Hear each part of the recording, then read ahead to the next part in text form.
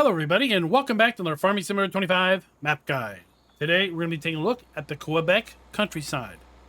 But before that, this video is brought to you by Midwest Farmer and Earl Huygens. Thank you for being farm barons. So the Quebec countryside map can be found at the FarmingSimulator.com website or the in-game downloadable content menu. And as of the 1.0 release, this map is available for all platforms. Now, while the map itself seems reasonably sized at 354 megabytes, there are 22 required mods. So after we factor in those required mods, we're looking at a total download size of 839 megabytes.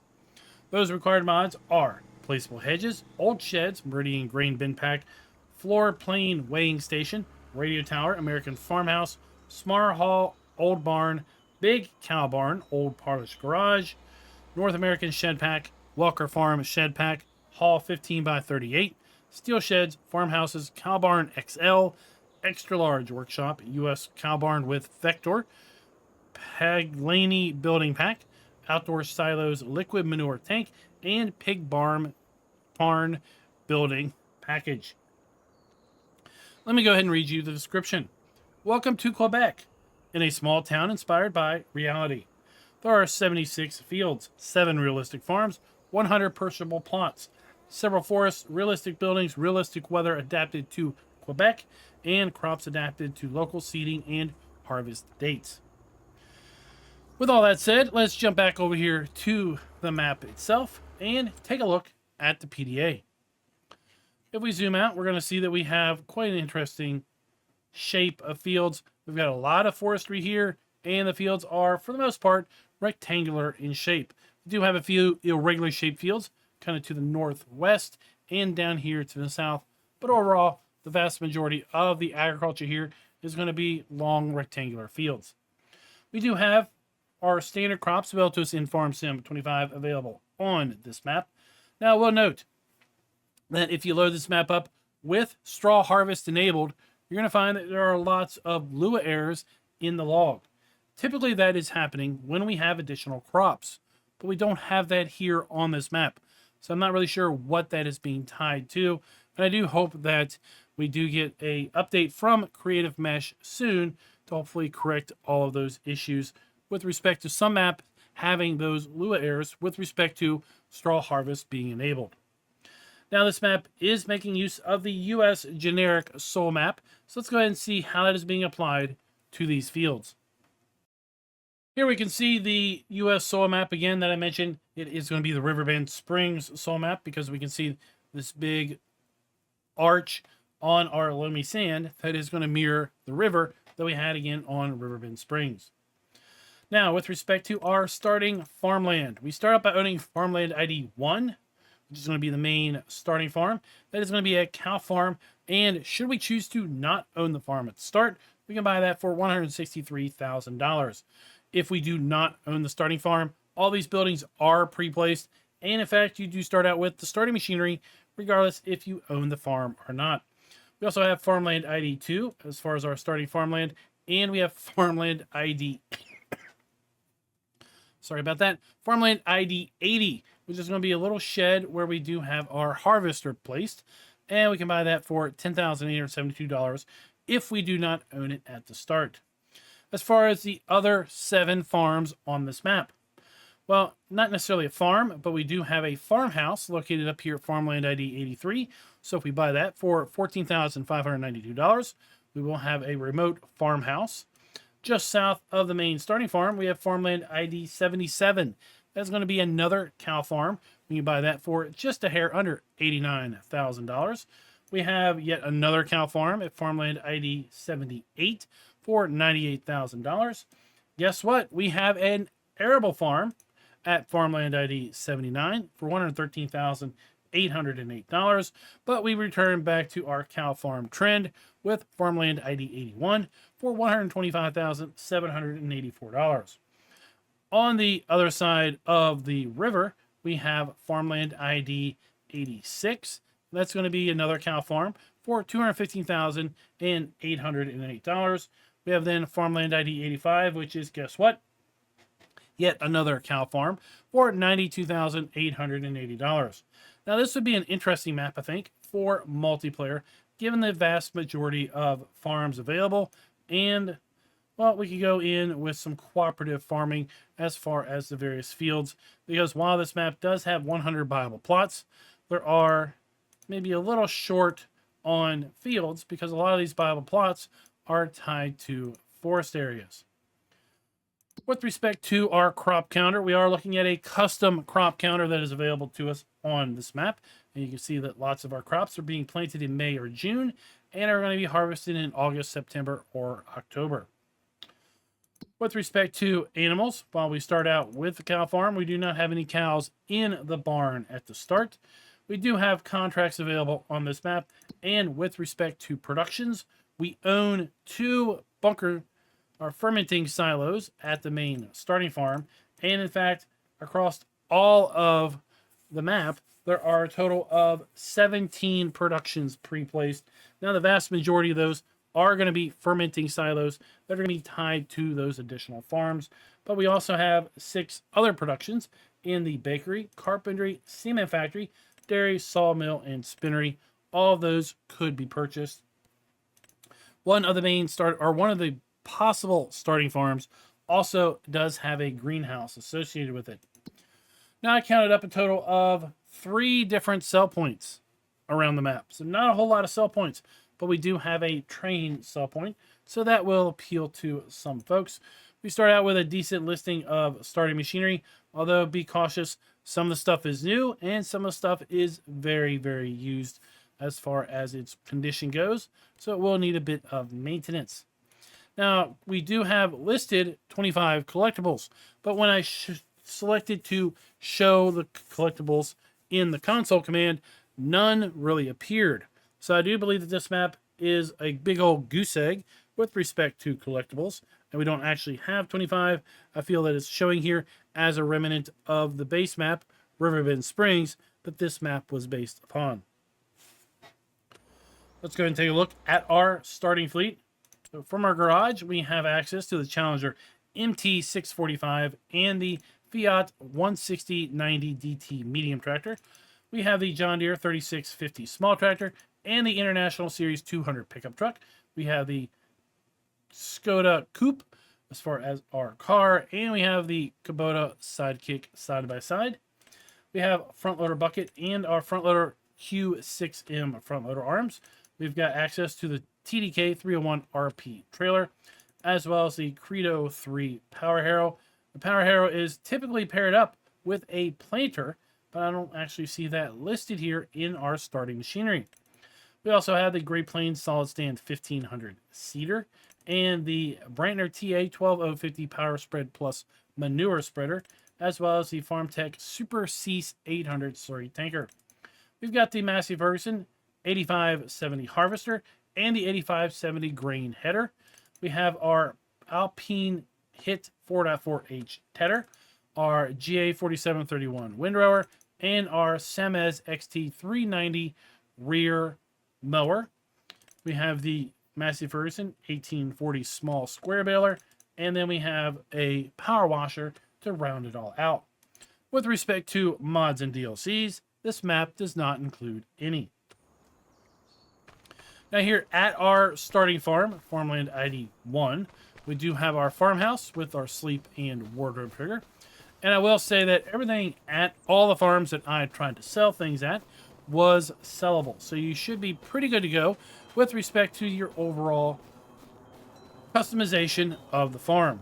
Now I'm just kind of walking up the street here to get to this equipment shed where we do have our harvester. That's going to be located right here. And again, this is going to be Farmland ID 80. And this is a building that we do own at the start. And there's our harvester. Now, with respect to map performance, this map does perform pretty well, even on lower powered systems. I was able to get performance around the mid 40s to low 50s on my low-end system, which is using AMD integrated graphics. So anything with a discrete graphics card should run this map very well. In addition to our farmhouse. We do have a small garage here at our starting farm. That's where we're going to find our vehicles, our car, our pickup, and our side-by-side. The rest of our machinery is going to be located inside of this machine shed.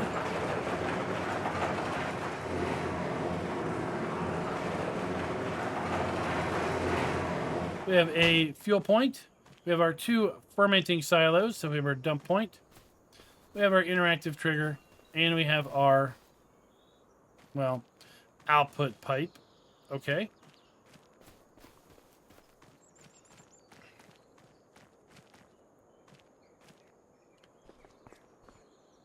Here we have our dump point for what appears to be bale storage.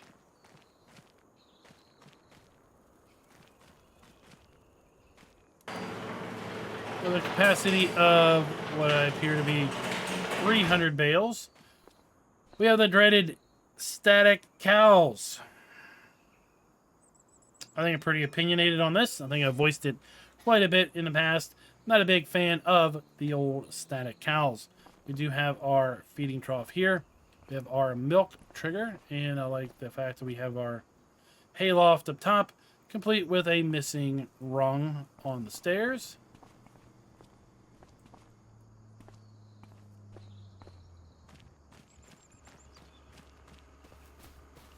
We have our animal buy trigger here, and we can have a total of 52 cows in this particular barn. And then we have our milk trigger right beside that, and we have a small meridian grain bin. And we're going to use our auger to fill that, and we're going to use an auger or belt to get our grain out down here below. That's pretty much our starting farm. Not a real complex farm, not a lot going on here. But I do like that we do have kind of American-styled buildings here. Even though it may have our dreaded static cows. Let me go ahead and buy all of the other farms, and then we'll go take a look at each of those individually. Get a little bit of altitude here, and one thing that I really do like about this map is that a lot of the farms are pretty much in line with each other. In fact, the next farm that we're really going to take a look at is just south of the starting farm. So we didn't look at it earlier, but right behind the cow farm and right across or beside the fermenting silos, we have a big silage or slurry pit. We make our way south a little bit. We're going to come to the next cow farm, which is going to be farmland ID 77. And here we have the farmhouse. Around the back of the farmhouse, we do have that small greenhouse that is a part of the productions if we do own this farm. We have our chicken coop here, so we have our feed trough and our delivery point. Our eggs should spawn there at the front under the grass. We do have 2 meridian grain bins. We have then a seed or mineral feed silo. Got a couple sheds and barns for vehicle and implement storage, fuel tank, and then we have our cow building. We have our slurry point. We have our food trough in the middle. Also where we're going to find our straw trigger. We're going to be able to have a total of 72 cows in this particular building. We have our milk trigger and our delivery trigger for our cows. Once again, a total of 72 in here.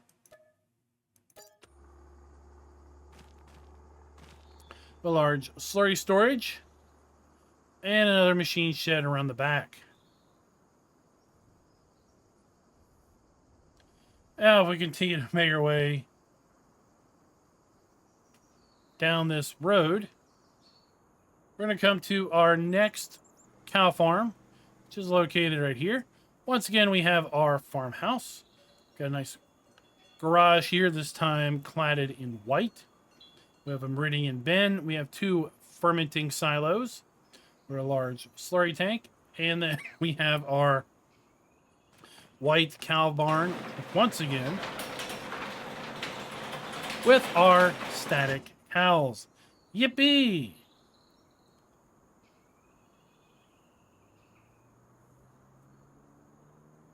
Got a slurry point there. This barn, though, is not equipped with bale storage. We have our milk trigger and our delivery point here for our cows. And we're looking at a total of 50 cows in this barn. Just south of that cow farm, we have an arable farm located right here. So we have our farmhouse right there with actual triggers inside this time. You can see those through the window.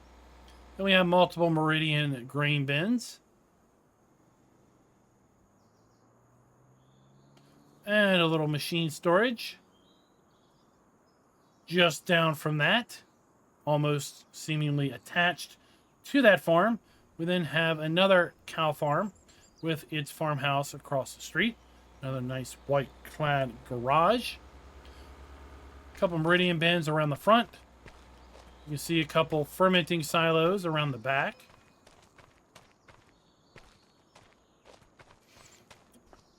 We have our bale trigger, our food trough. Those are split up here. We're going to be able to put a total of 250 cows in this building.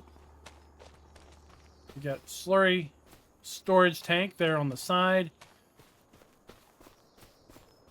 And then we have our delivery point for our cows.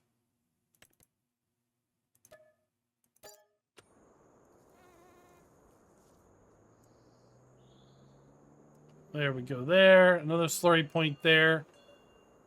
We're fermenting triggers and our milk trigger as well.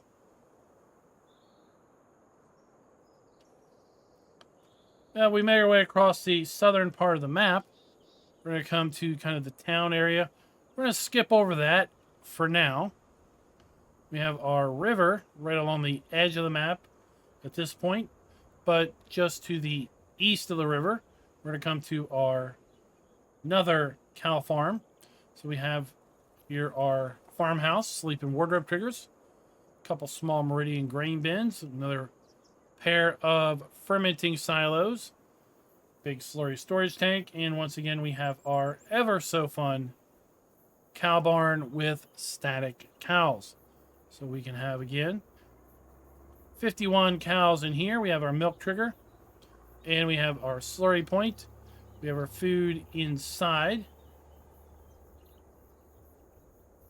We made our way north up the river. We're going to come to yet another cow farm with the farmhouse here right along the river's edge. Pair of fermenting silos. We have our TMR mixing silo here, if you will. Inside the barn, we're going to find bale storage for a total of 200 bales or pallets. We have our milk trigger.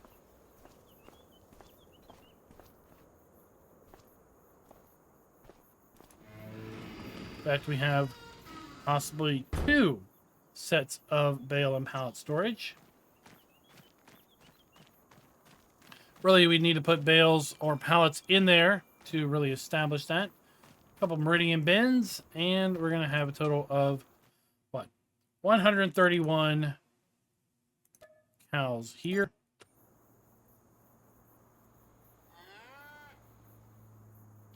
As I mentioned, we then had farmland ID 81. That is going to just be a farmhouse that is here to the north of the map.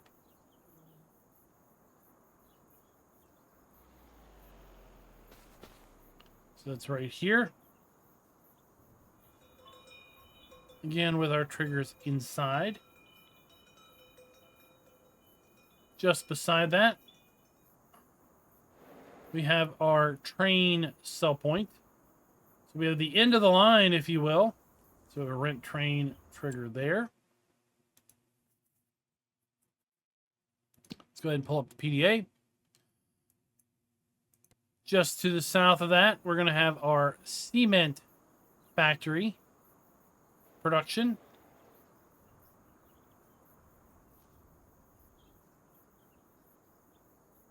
Let's make our way here to the northwest corner. We're going to find buried back here in the trees, our sawmill.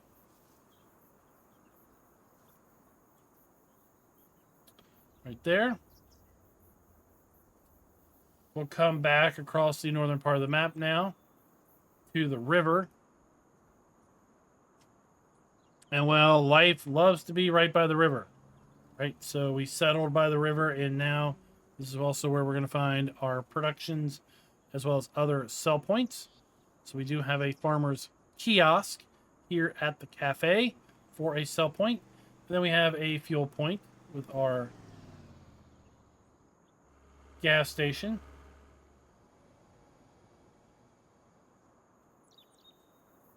And we have our two farms across the street. Across the river, I should say.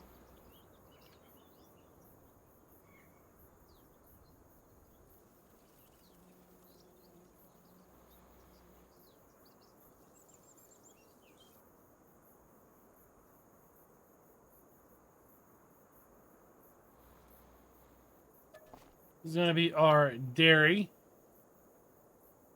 production.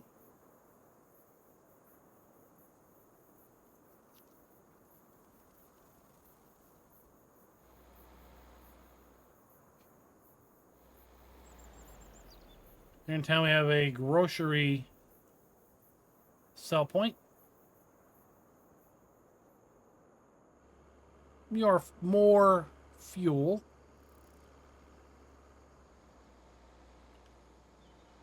We have our grain transfer silo to transfer product to the train, as well as store product for selling on the train. In addition to that, we have then a sell point just below that, where we're going to be able to buy our animals.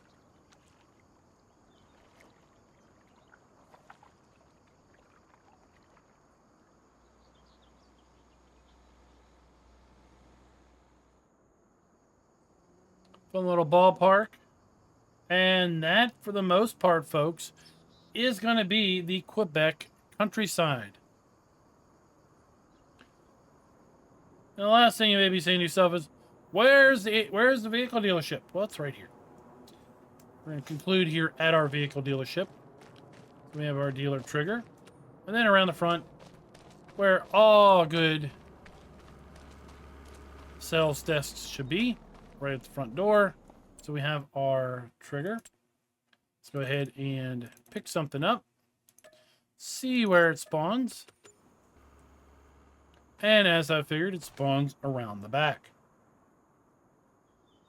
So a pretty good sized area for vehicles to spawn here on the map. Decent way of getting out of the dealership.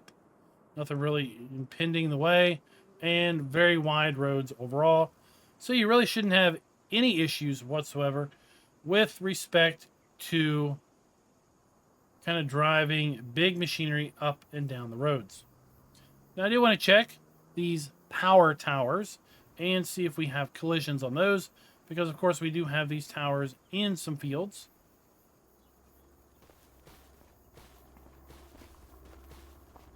And it looks like these are free of collisions, so AI helpers will just ignore those and work straight through them, or you as a player could just choose to drive straight through those and you don't have to worry about going around. Let me know your thoughts down in the comments below with respect to the Quebec countryside. Is this a map you're going to take a look at playing? Is this a map you might do in multiplayer? I'd love to know. And until next time, happy farming.